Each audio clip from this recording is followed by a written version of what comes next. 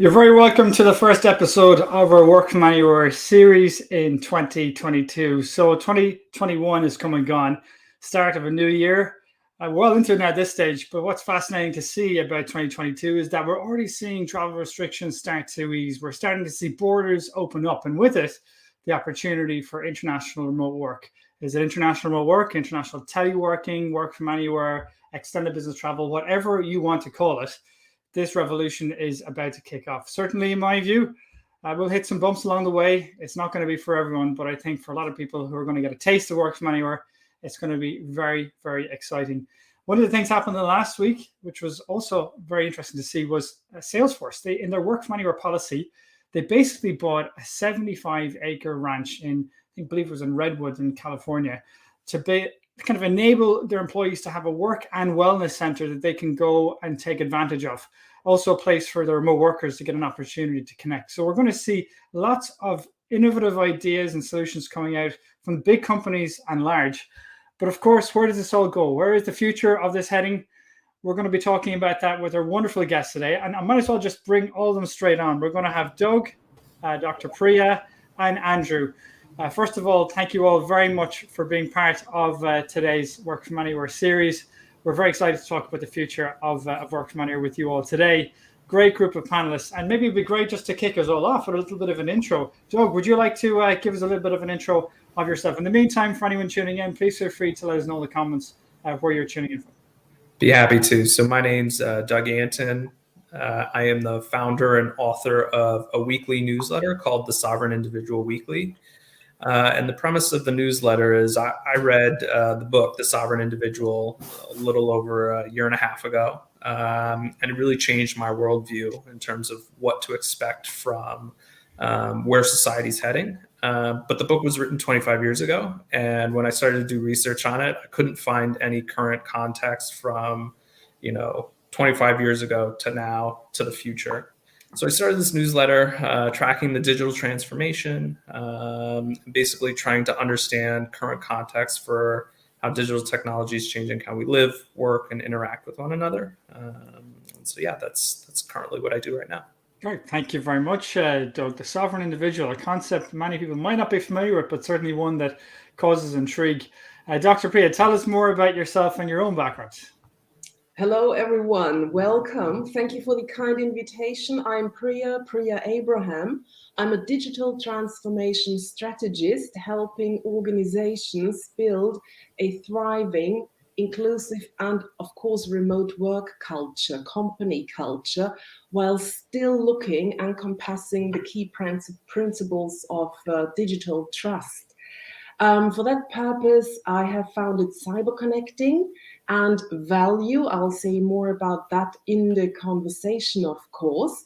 In addition to that, I am a data protection officer accredited for the GDPR. Now, normally this is the place where people run away screaming, thinking, oh my goodness, data privacy. But in the world of work, remote work, data privacy has become extremely important, and we'll say more about these trends and tendencies more in a minute. I bring a rather contradictory background, that is one in anthropology, another one in IT, which of course now in the world of work, remote world of work, it is worth gold. I did write 2 books. One is called Cyber Connecting, the 3 Lenses of Diversity, written for business leaders, published by Routledge. And that, of course, is all about how to build a thriving company culture. And the other one, you can see that right behind me, is called Your Cyber Power, How to Safeguard Your Remote Business, written for remote workers and digital nomads. So I'm just trying to get the holistic picture here of the remote world of work. What do business leaders need to do to attract and retain the best talent? And of course, also focusing on the digital nomads and what they need to do to be able to compete in the pool of talent. Thank you very much, Priya. That background, really, like you said, contradictory. Anthropology, so on people, and then technology. Definitely well placed to talk about the discussion today for sure. Andrew, tell me more about yourself and remote tribe life. Yeah, hi everyone. Thanks for the invite, John. So I'm the founder of Remote Tribe. It's a blog about digital nomads and remote working lifestyle, location independent lifestyle. We've been online for about a year and a half. We write for people to become digital nomads, help them writing guides about where to go, what to do, communities they should join. There are more and more resources for that, and I'm really happy to see it. I've got a background in digital marketing, so I've been a marketer for about 10 years. I saw this trend coming a few years ago when I was already working remotely for a few clients and some companies as well.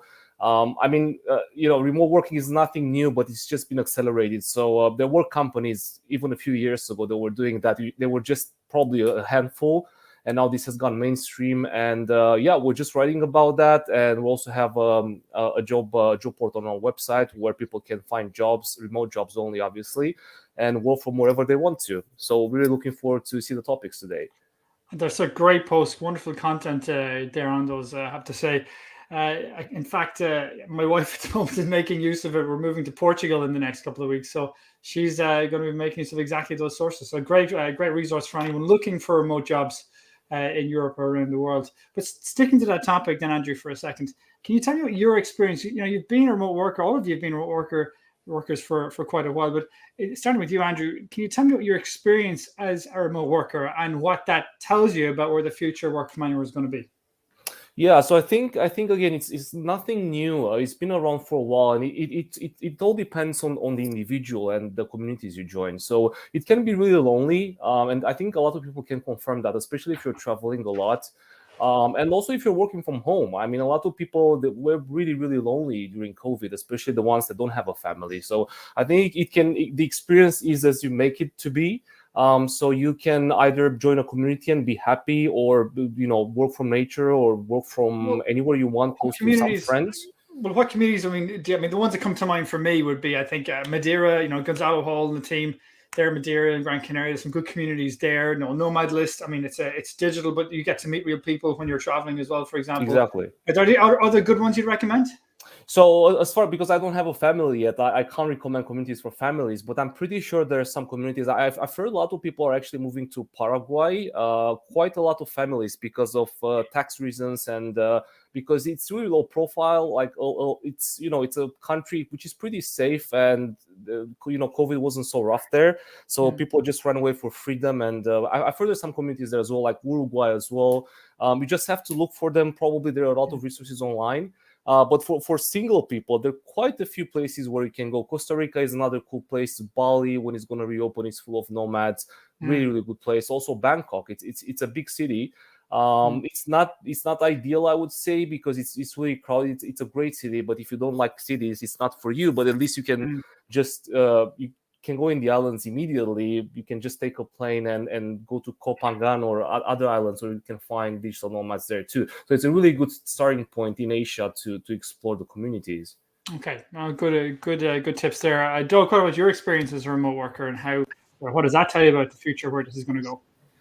I would say I've had a pretty eclectic exposure to remote work. My first job out of college was a corporate event planner for a regional chamber of commerce. That was a very much in-person job, and I remember begging my boss to let me work remote like one day a week, because it didn't really make sense that I needed to be chained to a desk. And she was like, "No, you have to be in person." And then we had a snow day where we couldn't get into the office. I was like, this is amazing. I'm not going to have to work today. And she's like, "No, you get your wish. You can work remotely today."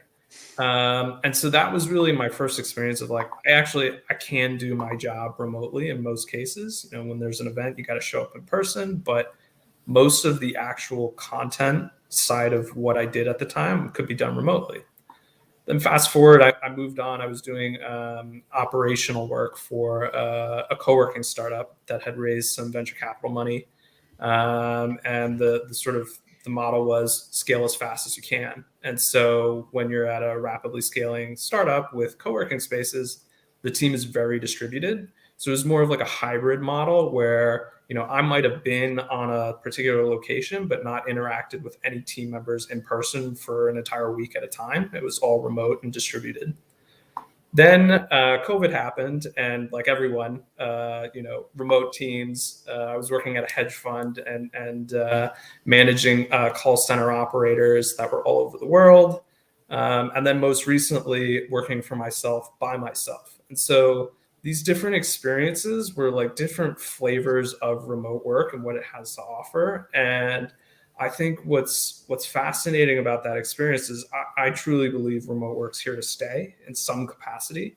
I think it's going to continue to scale across society. So more jobs that can be done remotely will be done remotely.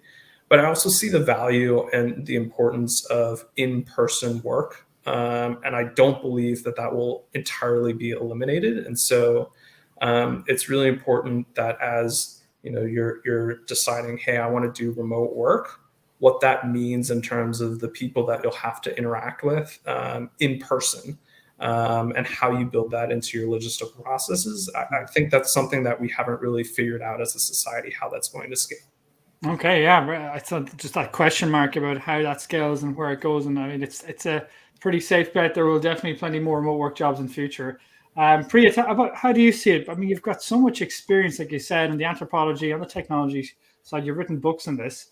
You've been a remote worker for a number of years. What does this mean from your own experience and where it's going to go in the future?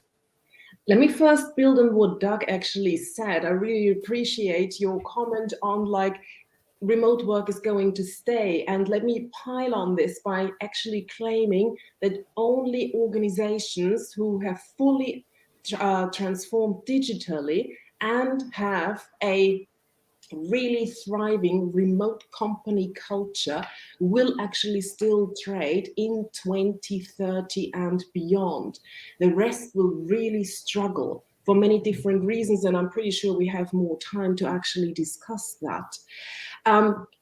Based on my personal experience, how that actually came all about, I'm an early Brexit refugee, so I left the sceptred Isle just around the referendum, and then I thought, okay, let's focus on something new. So I had become a digital nomad and had been working remotely for more than 10 years.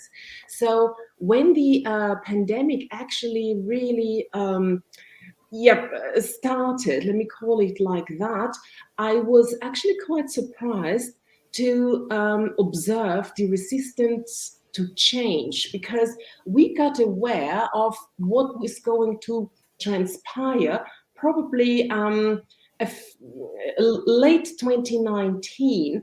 We already witnessed a couple of early reports about the pandemic, and a lot of leaders, business leaders, really tried to sit it out and didn't try to prepare properly for what is going to come.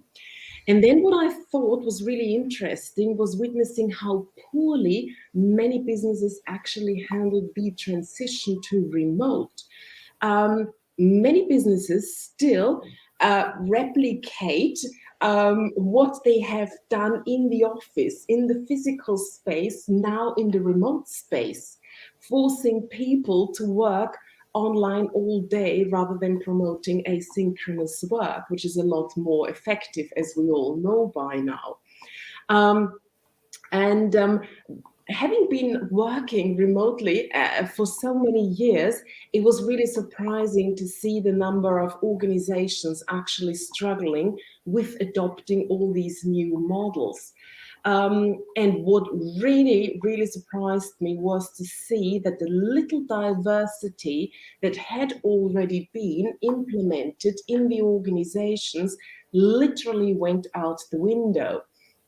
At the business end, and also at the talent end, because when we look at all the studies, and we have seen them quite regularly, about the terrible impact the pandemic had specifically on women in the workforce, I mean, that is really obvious that diversity suffered greatly during remote work. Also, when we just look at recent research insights on the impact on the female nomads in particular, we also need to pay attention to that matter. So the impact it had on diversity, I thought that was really, really phenomenal. No, that's a very, very, very good point. So on the diversity side, in some aspects, has really reduced it and hindered it, and in other ways, it empowered it and give people access to more opportunities. So it's really tricky. I think you're absolutely right. Trying to balance that is something absolutely crucial. I think we'll tap into that during the conversation. Very quickly from all three of you, maybe Andrew, you kick us off. Top 3 work from anywhere predictions. And again, just to be clear, the definition: remote work is, it can be remote work domestically and remote work internationally. Work from anywhere is really about international remote working, is going abroad outside of the home country and all of the opportunities and challenges that brings. So maybe, Andrew, give us start us off on 3 predictions for work from anywhere for the next year.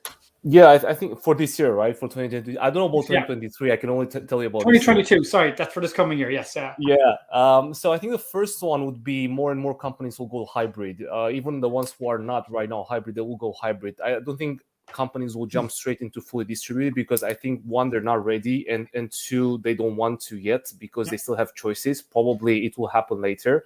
So I think more and more people, more and more companies will just call people in the office just a few days a week. Probably that's most likely in Western Europe is going to happen, and in the States, I would say so. And the second one, I can go into the details a bit later. I just want to be short and on point. I think my second prediction will be the travel will unlock again, and we're going to see more and more people traveling again. And they will want remote jobs this time, because a lot of people don't want to go back to the office. That's pretty clear, especially in a lot of countries in the West. They want to avoid the commute, spend more time with the family, travel more, and they can do that, and they can work as well. So why not? I read in a recent study that about 35%, of 1 out of 3, I think 33% of the people don't want to go back to an office job, which is amazing. So that tells a lot that there is a shift here already that has happened, and I think it's going to continue. I think the third one will be my prediction is the explosion of software tools that are going to enable us to work remotely.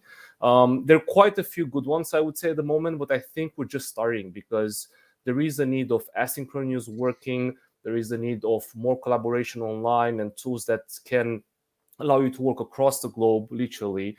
I think that there's a wave coming that is going to facilitate this kind of niche. It's not only, I don't think it's a niche already. I think it's mainstream. So we need tools to enable people to work from anywhere in the world. And I think there are a lot of good opportunities for both, entrepreneurs and also people using them. Okay, interesting predictions. How about you, Doug? 3 predictions, 3 quick ones from you about where it's going to go in 2022? Yeah, so I think right off the bat, with Omicron sort of dying down, we're finally going to see remote work at scale, like real remote work, where you're not stuck in your home all day.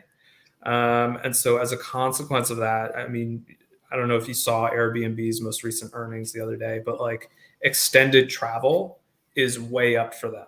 And so I think what we're going to see as things start to open up is really a cost of living arbitrage that's about to take place with people that have never really worked remotely before. They're going to be like, oh my gosh, I can make, a Silicon Valley salary and somewhere where, I'm paying $200 a month for living. Doug, can I jump in quickly there? Right, So I think the Airbnb data is really important, because they've got so much data points that actually is very, very relevant, and I think we can get it we can see it as a benchmark from now on. And they've got something there. They do have the trends right, I think, and we also kind of feel it already. Yeah, I mean, you can see with Brian Chesky, their CEO, he made the commitment that this year he's only living out of Airbnbs as if he is, an extended digital nomad. And I think that right there shows the weight they're throwing behind what remote work is going to mean for many more people that really, I don't consider them digital nomads. These are people that worked in corporate America and had traditional lives. And so they're going to wake up to this reality that, I have these new benefits, and it doesn't necessarily have to be cost of living. It could be I want to live in Hawaii on the beach and go surfing every day. And go ahead.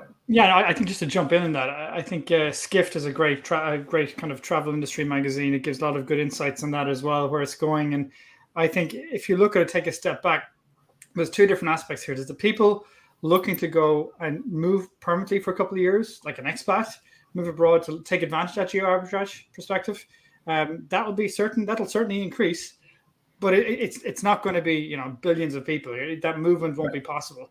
On the other hand, you're going to have people with a full-time job that are just looking to maybe do a vacation, but extend it by a couple of weeks working remotely abroad. I think that's going to be an enormous market. I think that's the one that's going to be absolutely huge, because I think just extending it on by a couple of weeks, that's not going to create a huge risk for an employer. Yeah. And at the same time, it'll make a huge difference to somebody that previously was only taking maybe a week or two, that now can go to Costa Rica for 4, 5, 6 weeks without actually creating major headaches for their employer. In theory. So I think that's the one for me. John, you're talking about the workation market, I think, here, which is already taking off. Yeah. So that's a great segue into my second prediction, because with the workation, which I think is absolutely the next step, a month, maybe 2 months of travel for people on sort of the more extreme, they're going to be able to go a little farther afield than they ordinarily would. And that, I think, is going to really necessitate asynchronous work tools and sort of the asynchronous model of remote work at a larger scale. So how do you manage your teams and your client work when you're working across time zones is going to become an issue for many more people than has previously been the case. And then from that, it's sort of, once companies start to wake up to the fact that, if I want the top talent, I got to let them go where they want to go. And I got to get comfortable with working across time zones. It's only a matter of time before they realize, well, why do I only need to hire the people in sort of my national jurisdiction? Why can't I look abroad where maybe the talent is just as competent, if not more, but cheaper? And so the geo arbitrage applies both ways, for the employees looking to take advantage of it, but also for the companies. Exactly. I'm just in a question here from. Sorry, go ahead. I don't come to Brent's question. The final thought I think with that is I see it as this great equalization of opportunity around the world, and so it's going to be great for the developed world now, but in a year and a half, 2 years, it's going to be even better for the rest of the world in terms of capital going to places that doesn't traditionally have access to it. I think the Philippines was a great example where, COVID was really, really hard for them, but a lot of them were able to use their mobile phones to start, they were playing little Axie Infinity crypto games to make a living for themselves. And I think that opened a lot of eyes for a lot of people to say, okay, what's next? And I think that's what comes next. Yeah, there's some great insights there. Looking at the question here from Brent, he talks about the definition of work from anywhere. We actually covered that we're covering in our work from anywhere white paper we'll be releasing. And essentially how we looked at it is, for people, if you're looking to hire somebody in another jurisdiction on a permanent role or whatnot, that's essentially, you're hiring locally from other parts of the world. You could technically call that a work from anywhere if you wanted, but how we look at it for the work from anywhere team with the white paper we're doing, we say if you're going for less than 7 days, well, that falls into the business travel category. If you're moving abroad for more than 365 days, that goes into the expat category, let's say. So if you're going for, let's say, more than 7 days and less than 365 days, that's the work from anywhere category. That's where you've got a base in a country. If you're looking to work remotely abroad from anywhere from 7 days to 365, that's the one. That's the kind of the market that really didn't exist so much before. There's a few here and there, but generally speaking, that's the one that's going to be a whole new segment of the market, basically. So that's just from my perspective. Please feel free, any of you, to disagree in that. And secondly, I'm seeing a question. Please feel free, Annie, to jump into this. Is in a micromanaged work environment like India, it would be interesting to see how this evolves. So that's interesting. So also the hierarchical culture of different countries as well having an impact, and see that, because it requires a lot of trust. It requires a lot of leaders giving up some of their power and control. To help manage in an asynchronous, high trust environment, I guess. Maybe Priya, good for you to jump in on that one if you want, and then to give us your predictions. Absolutely perfect in this stage, John.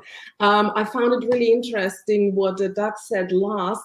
I think also the southern part of Africa and certain spots in Eastern Africa and Western Africa will benefit greatly from the trends, and also some places in South America. So my first prediction would be attracting and retaining global talent worldwide. And when we look at the trends that have already been covered, that of course feeds in very nicely, because employers now can really select the best talent, but looking at what has been labeled the Great Resignation. Equally, there is a huge challenge for these employers and the business leaders to actually retain talent. And just earlier today, I spoke to another business leader who had been facing an attrition of about 40% last year, despite the fact that they are a super interesting remote company. But these days, people tend to stay only 2 to 3 years, and then they move on because they know that there is something else interesting out there. So even the people who have been used or are used to remote work, they think, okay, let's go elsewhere and let's check out another career opportunity. So we are looking at some really shifting possibilities here. So that concept of shifting possibilities and how that will impact the future. I think one of the things when people talk about the future work from anywhere is diversity and inclusion. And I think it's nice to see it is getting more of a hearing. People are talking about it more. What's the aspect of diversity and inclusion, Priya, that's not getting talked about now, that should be talked about more, let's say? Absolutely. Can I first just finish the first two predictions, and then I'm happy to build on that, actually, to expand on that, because also Doug covered it partly. My second prediction would be that leading a digitalized workforce and developing algorithmic leadership skills will be one of the top trends and challenges in 2022 and beyond. A lot of leaders have not yet or still need to develop those skills remotely across time zones, interculturally, geopolitically. I mean, let's look at the most recent conflict zones, and we all know what we mean by that. There are challenges on the teams, on the remote teams, where we have the typical silos, and leaders actually are challenged how to break through these silos, building in certain geographic, geopolitical locations. And thirdly, and that's definitely one of the really important ones, the third trend, unfortunately, is the ever-changing cyber threat landscape. And herein, what skills, what capabilities do both business leaders, but also the workers, businesses as such, need to develop with regard to cybersecurity and privacy? And how do you actually make that attractive? Because as I said earlier in the introduction, when I say I'm a DPO, a data privacy officer, usually people just, they walk away discreetly, because GDPR and anything that comes with the data privacy regulation or agenda, they think, oh my goodness, that again. It is really important. We have never seen so many cyber attacks as we have seen last year, and that was just starting. So we will see a lot more, and all of us, we need to protect our data better, as far as it's still possible, as good as it's still possible, and we are challenged in learning new skills every day. And then taking that point onto the next page for the three of you, I come back to that question about diversity and inclusion. Are there aspects of diversity and inclusion that should be talked about more that are not when it comes to work from anywhere? Absolutely, absolutely. I think so far, and I said that earlier, with the shift to remote work, the diversity agenda in the more traditional organization has literally gone out the window. We have seen all these trends and developments and the detrimental impact remote work had particularly on the women in the workforce. Nonetheless, what has not been covered are what we call the so-called intangible diversity elements, such as well-being and geopolitics. Because until now, diversity often has been reduced to gender and ethnicity. These are the typical you have measures in organizations in order to actually improve the agenda. But when it comes to remote work, we are looking at a far more complex diversity map. And according to my research and our value tool, specifically well-being, but also geopolitics is a really important identity element, an intangible identity element when it comes to including people. And again, well-being is being understood in many, many different ways. Maybe, do we have time for, I don't know, a 20-minute break to do some relaxation exercises online? Or can I actually organize my workday fully independently? Can I work asynchronously in a way that I can incorporate my mixed martial arts training on a regular basis? So I think on that, it kind of goes to a much deeper level in how, the culture of a company and the management and how they approach it, and giving that freedom, which in turn then boosts the well-being of that. Dogger and Andrew, anything else on that diversity inclusion side that you think is missing or needs more of a focus, let's say? I do. A sort of quasi-obscure trend I've sort of started to see is this like pseudo-anonymous economy, where especially you see it in like Web3 crypto, where people are able to build a professional portfolio and sort of resume behind an avatar, where you may not know who they are or where they're from or what their background is, and get meaningful work from it. And one of the things that I've noticed is it helps traditionally like geographically dispersed people that may struggle to get digital oriented work, helps them get work. It also helps young people, like very young people, start to get real meaningful work experience in a way that's sort of, maybe they don't need to go to college as much anymore. And I think that has profound implications for a lot of aspects of society, but sort of, what do you do if you're from a community where you can't afford to go to college? The prospect of taking on huge debt for an unsure future is like not a calculus you want to take. And so if you can give work to these pseudo-anonymous people, and it gives opportunity to those that maybe have previously been excluded from white collar work, I think that's kind of interesting in terms of a diversity and inclusion line of thought that we don't really talk about very much. Yeah. Great point. Okay, Andrew, do you want to come in there? Yeah, I actually want to give you a really interesting example. So I know a lot of the crypto platforms, exchanges, they actually don't even, they hire by not knowing the person they hire. So when they have the interview, they shut off the camera and they use avatar names, as you were saying, Doc. So this definitely unlocks a lot of possibilities. And I think it actually will work for the diversity part, where it doesn't matter who you hire. So you're not going to hire for race, gender, or location. You're going to hire for skills.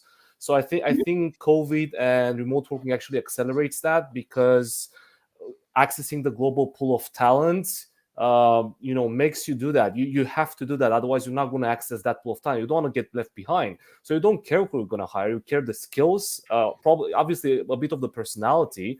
But this will also help going further and closing that gap of gender discrimination and also race discrimination and anything related to that. So I think it goes hand in hand. It's funny. One of the things I do as well. I'm on the board of CITAR Europa, which is the Society of Intercultural Trainers and Researchers. and we've got our Congress in Malta coming up in a couple of weeks' time. But it's a topic of intercultural research and diversity inclusion that I'm very interested in. And one of the things I noticed myself, I remember reading in a post recently, was how when you're hiring, some companies ask for a video, and they said actually asking for a video can actually increase potential bias subconsciously. Yeah. And I actually, for me, that was fascinating because we actually hired somebody in Culture Me and did it through video, and it was really great. They had to put the energy in, we could see their personality, and we love the concept. But it did cause me to actually reflect back and hold on a second, actually, that's something that you could, at scale in a company, if you're not very, very well qualified or you're well, understanding of your own potential biases, it could be something that could be risky. So I thought that example you gave there, Andrew, as well, very, very powerful. But looking at, let's say, statistics that jumped out at you, Andrew, anything around remote work or work from anywhere that just blew your mind in the last, a couple of months, let's say, that really jumped? Yeah, I think a recent one I saw on a GitLab study was that, again, like 1 out of 3 people don't want to go back to their commute and they will look for a new remote role. So that's really interesting because it means, again, people are getting used to this model and they know what they sacrifice and they don't want to do that anymore. So they want to spend more time with the family, friends, work from anywhere they want. So it seems, and there are a lot of stats like that about people not wanting to go back in the office or back to the commute or travel more. So yeah, I think like 30% of the people not wanting to go back to the office or the commute is huge. Huge. And yeah, and there's so many others, but I'll leave the others say something about that. Yeah, no, fair enough. Doug, sovereign individual. Tell us more about this. What is this? Yeah, so my definition is slightly different from the book. The way I sort of think about it is it's a person that basically leverages digital technology to cultivate a unique lifestyle that's sort of immune to outside influences. That could be, your company that you work for, it could be the government and the place that you live, the community you live in. People are increasingly using remote work, cryptocurrencies, an ability to pick up and find a new job, on a job board or something, in a variety of different places to say, hey, I want to reevaluate where I live and why. And so the sovereign individual is a growing group of people. In previous times, it was the high net worth people that could say, I don't like it here. I want to go hire high-powered lawyers, find the cheapest places to live with the best tax jurisdictions and so on and so forth. But you don't really need to do that anymore with the internet. It's a growing group of people. Yeah, and Doug, I think that was possible even years ago, but it just wasn't the right time. We didn't have the right shift in the mindset, but COVID brought that. So now we just empowered more people, but we were there. Probably people were scared too, and companies weren't ready for it. Pre the pandemic, we were remote working around the world, and our eldest Rosa, people might be aware of it, but she's 5 now and she's been to 23 countries. But we spent, for example, 6 months in Thailand. It's amazing. And we went back there again in December, January. It was amazing. But when we were there wasn't a huge, there was some digital nomads and remote workers, but not a massive amount of them. But certainly I think that's going to massively increase now as the likes of, for example, Thailand opens up. But Priya, coming back to your own experience, you mentioned in the earlier part of the conversation, the importance of technology and privacy and data security, things like that. Can you tell us more about that being held up as a reason for refusing remote work? Why would companies refuse remote work because of that? Can you tell us more about that and what companies need to be conscious and careful of? Well, actually, there was a really interesting angle, and my experience, my observations were that a lot of companies actually use the security aspect as an excuse in order not to go fully remote. And of course, for companies to remain sustainable, they must have the mandated compliance in place. And it's a bit of a tricky topic, actually, because depending on where you are incorporated, where you are operating, and who your clients are, different regulations apply. So different privacy and different security laws all together. So we are looking into quite a complex landscape here. And with the transition to remote, we also saw a massive increase in cyber attacks, really a massive increase. So, and business leaders, many businesses were actually not ready to respond properly. And, you know, sometimes with not being prepared or some myopic responses by some business leaders, they actually used that in order to refuse remote work. It would have been actually a really good opportunity for organizations to pull up their privacy and cybersecurity socks, if I may say like that, and really start looking into the digital trust agenda, what it entails. What do their people, their remote workers, the digital nomads they may hire just for a couple of months, what kind of education, what skills, what capabilities do they actually need? What do they need to offer in order to remain competitive and also to make that offering more attractive? And of course, it needs mini learning bites. It needs gamified offerings. We have that for we have mini courses for that for digital nomads in order to help them. And again, female nomads have a completely different threat landscape than male nomads. And I can recommend actually the recent research on the nomad list, looking at some of the trends and developments. It was published just a couple of weeks ago. I really recommend that reading. That'd be a great one. So we'll have in the show notes some of those resources as well. Maybe Priya, you could share that with me afterwards and be able to share that with the audience. Fascinating one. But within that, I'm conscious of going, because I'm looking at the comments here from Christy. She's hearing cybersecurity is a roadblock for a lot of people who want to work from anywhere. What is there one particular reason, or is there particular countries that are really high risk that they say we can't handle it? I mean, I know, for example, if you're in a heavy regulated financial services industry, you just can't do it. It's too many regulations. But for a typical, let's say, technology company, was there one particular aspect? Is it the customer data? Is it one particular legal jurisdiction? Is it a country? Can you tell us more about that, teasing that one out, I guess, as to why companies are saying no?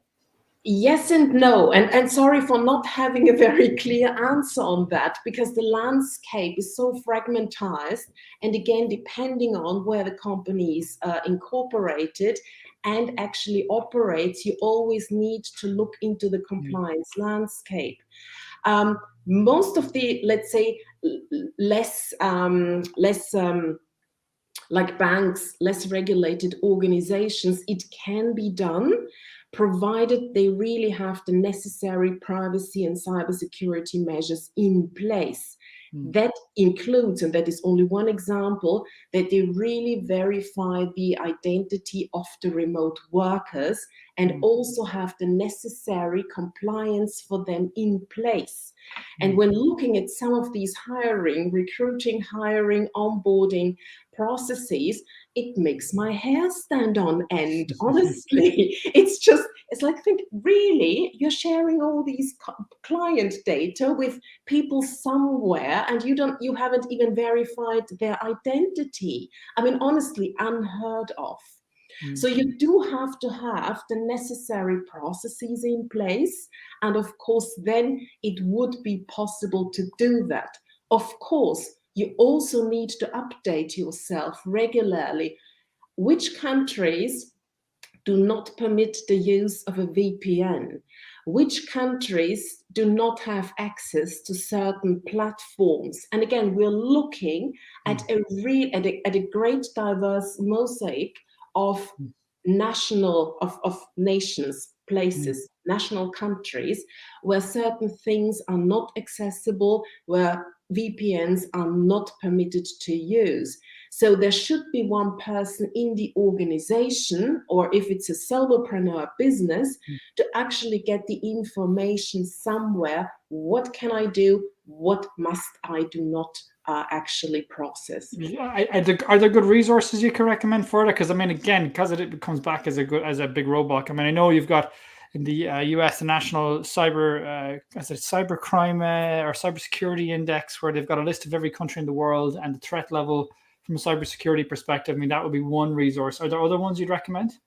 For the nomads themselves, I honestly recommend the book and some of our courses where we cover these topics. Okay. If you are an organization, you are bound to a number of frameworks anyway. A good place to start usually is Europol. They have some fantastic resources on their website, honestly. Fantastic. Excellent. And really digestible. They have become very user-friendly. The ENISA also has some really good resources, and that's always a good starting point. And for nomads, so basically for the remote workers, the individuals, I really recommend also visiting these specific country pages, usually issued by the government, by some government organization. They also provide the necessary information. Great. No, that's hugely helpful, Priya. And I know I've dived into that a lot, into the weeds in that, but because you're the first big cybersecurity expert we've come into, I thought it was fascinating.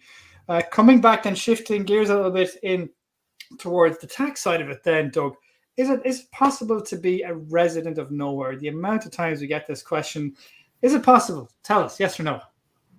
I mean, the simple answer is no. I mean, for most people, you need to have documentation that you're a resident of somewhere. Otherwise, you're not going to be able to travel. Is that going to change in the future? My instinct, based on the things that I cover on a regular basis, is yes. Is it going to happen in the next 5 years? I can't say. Probably not is my gut. But if you look at the sort of structure of the world right now, the nation state is still king, and the nation state wants to know who you are, where you reside, and they want their cheddar. You got to pay the man, and that I don't see that changing anytime soon. But I think there's a lot of really interesting organizations that are forming right now. Plumia Country with Safety Wing. There's one called Praxis. 1729, which is with Balaji Srinivasan and the Network State.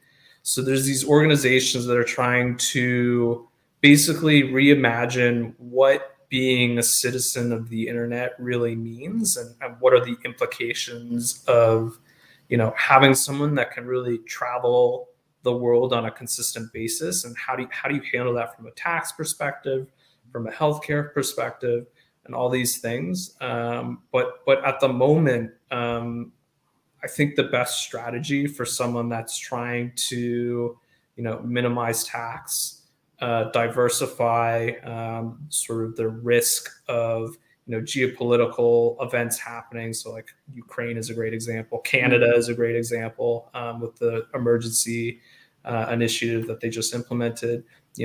I think the people that are worried about this stuff are looking to cultivate multiple residencies around the world. If they can, get multiple passports and citizenships around the world, and sort of spread their bets to say, I love American rule of law, so I want to live there. I don't mind the taxes, but for doing business, that's a good place for me. I like to have fun, somewhere in Southeast Asia.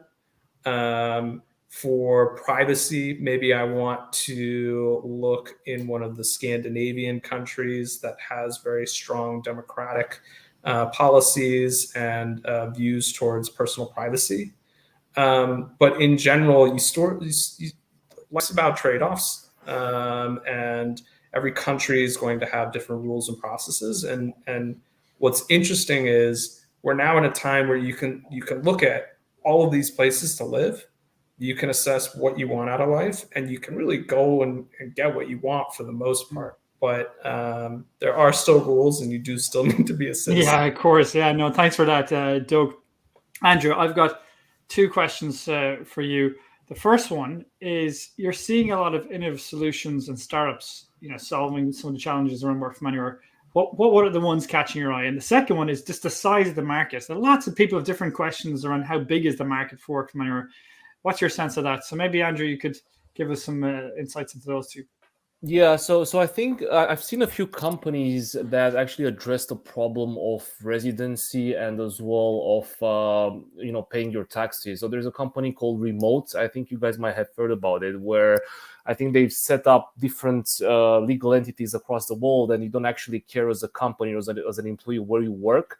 So they will do all the legal and all the payment errands for you. Basically, they will just, it won't matter where you live or work, they will do that for you as long as you're employed through them. I think there is a lot of space there for a lot of startups to come and solve this problem, because people moving around and not paying their taxes where they're supposed to be is an issue.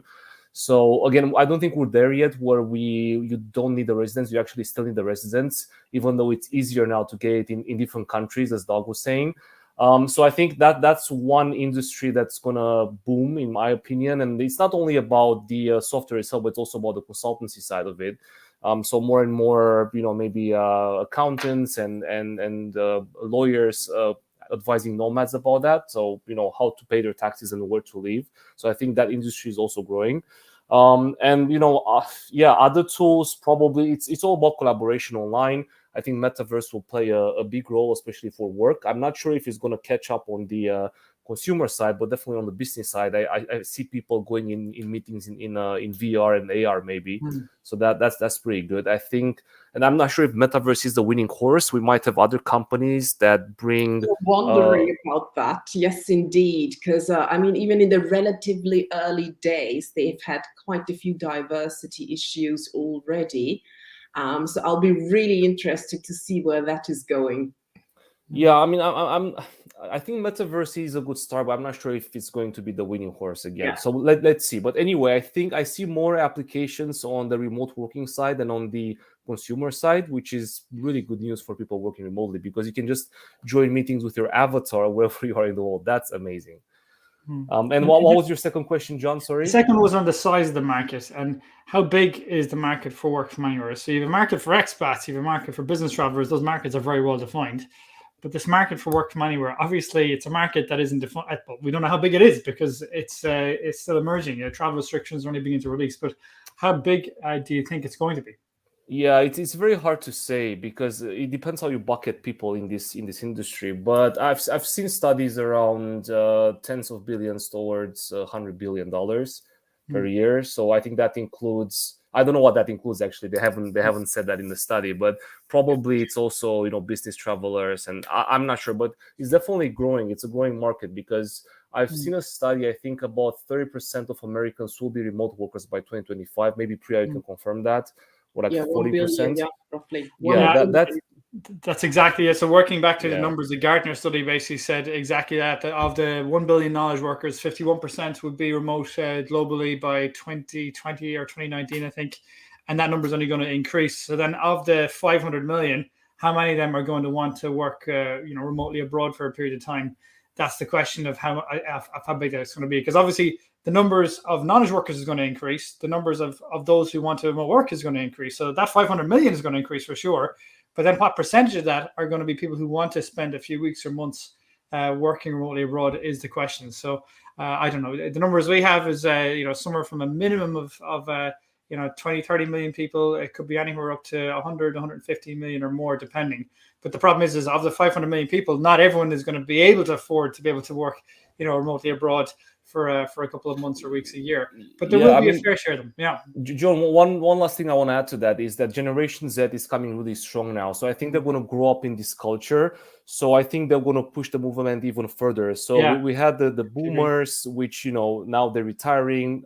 Millennials were there, like my generation, for example, we're in between. But I think Generation Z will be used already with this lifestyle. So I think the industry has a huge potential and upside.